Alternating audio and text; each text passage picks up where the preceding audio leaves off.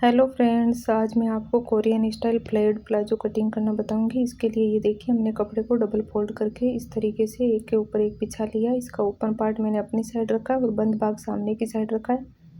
सबसे पहले हम एक सीधी लाइन ड्रॉ कर देंगे और जो हमारा बैक पार्ट है उसको हमने थोड़ा सा बढ़ा के रखा है। ये जितना भी हमारा तिरछा कपड़ा है वो हम कट कर लेंगे।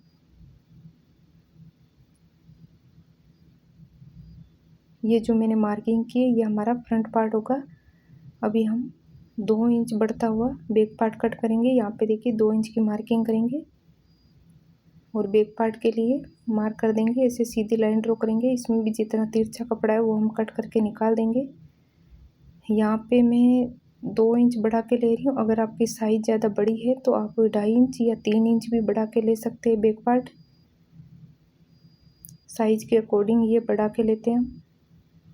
अभी हम जो साइड का कन्नी वाला कपड़ा है वो हम छोड़ देंगे, सीधी लाइन ड्रॉ कर देंगे। कन्नी का कपड़ा हमें मेजरमेंट में नहीं लेना है। कन्नी का कपड़ा अगर हम मेजरमेंट में लेते हैं तो हमारे प्लाजो या पैंट जो भी हम बनाते हैं उसमें खिंचाव आता है, तो कन्नी का कपड़ा आपको कभी भी नहीं लेना है।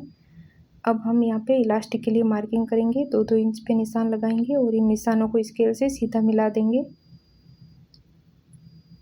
अभी हम लेंथ की मार्किंग करेंगे। 36.5 इंच पे निशान लगाएंगे, यानी 36.5 इंच है हमारी लेंथ। और 2 इंच हम नीचे मोरी फोल्ड के लिए निशान लगाएंगे और इन निशानों को सीधा मिला देंगे।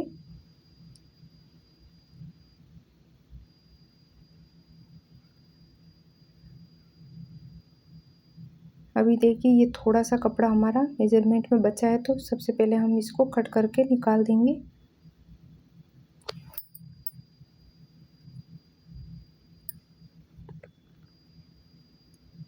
अब हम हिप की मार्किंग करेंगे। तो हिप की मार्किंग करने से पहले हमें कपड़े का सेंटर निकालना है।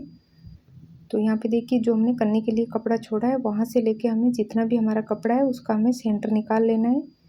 इस तरीके से इंच टेप को फोल्ड करेंगे और सेंटर में निशान लगा देंगे। नीचे 10-11 इंच नीचे आते हुए एक निशान और लगा देंगे और इन निशानों को इस तरीके से ऐसे सीधा मिला देंगे। अभी हम हिप की मार्किंग करेंगे। तो हिप की मार्किंग करने के लिए आपको जितना भी आपका हिप साइज़ है उसको 4 से डिवाइड कर लेना है और उसमें 2 इंच प्लस कर लेना है। यहाँ पे हमारा हिप साइज़ 36 है, डिवाइडेड बाय 4 प्लस 2 इंच करेंगे तो हमारा 11 इंच आएगा। 11 इंच की मार्किंग हमें कैसे करनी है, जो हमने ये लाइन ड्रॉ की है कपड़े की, सेंटर निकाला है उसके 5.5 इंच इधर और 5.5 इंच इधर निशान लगाएंगे हम। हमें एक साइड 11 इंच नहीं लेना है, दोनों साइड हमें हाफ हाफ करके लेना है। अब हम आसन की मार्किंग करेंगे। तो जो ये हमने इलास्टिक के लिए मार्किंग की उसको छोड़ते हुए हमें 11 इंच पे निशान लगाना है। इसमें भी हम hip divided by 4 plus 2 inch का ही फॉर्मूला यूज करेंगे। अब हम यहाँ पे देखिए नीचे भी हम 5.5 इंच इधर और 5.5 इंच लाइन के उस साइड मार्किंग करेंगे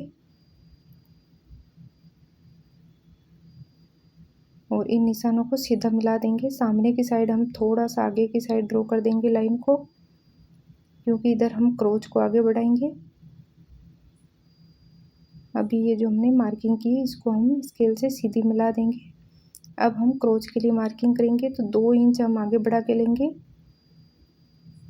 यहाँ पे हम ज़्यादा नहीं बढ़ा रहे क्योंकि ये जब हम इसमें सीधी लाइन ड्रॉ करेंगे, जो ये हमने साइड की मार्किंग की, साइड की मार्किंग से थोड़ा और खुलेगा।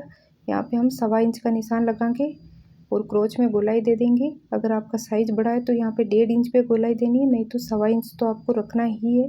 इससे गहरी गोलाई नहीं देनी है, नहीं तो आसन में खिंचाव आएगा। अब हम शेपर पट्टी लेके इन निशानों को सीधा मिला देंगे और इस साइड हम स्केल से सीधा मार्किंग करेंगे, शेपर पट्टी का यूज नहीं करेंगे।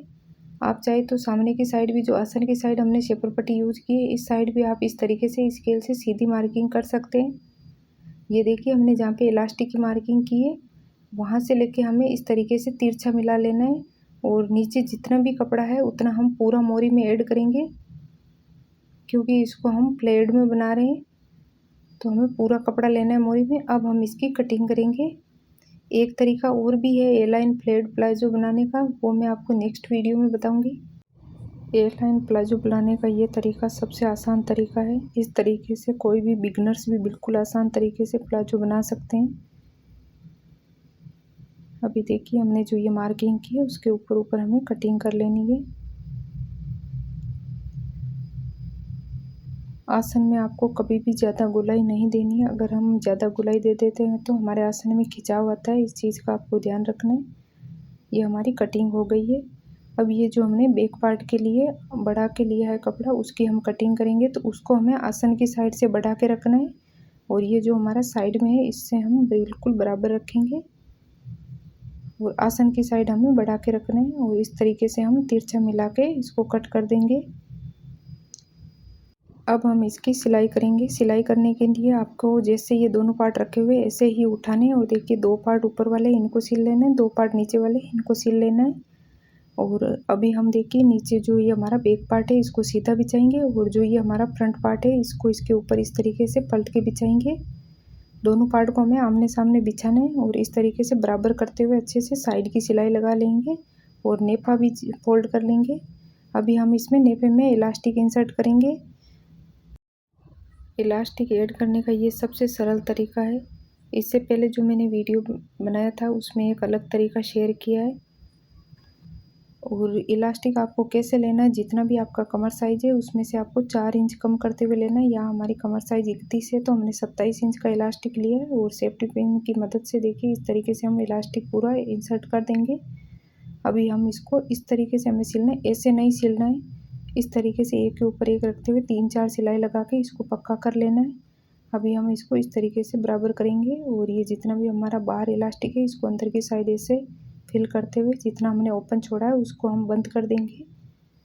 ये देखिए हमने बंद कर दी। अभी हमें 3-4 बार इसको इस तरीके से अच्छे से खींचना है और फिर हमें इसकी सेंटर सिलाई लगानी है। सेंटर सिलाई लगाते टाइम देखिए इस तरीके से आपको पकड़ के दोनों साइड से बराबर में पकड़ना है, फिर सेंटर सिलाई लगा लेनी है।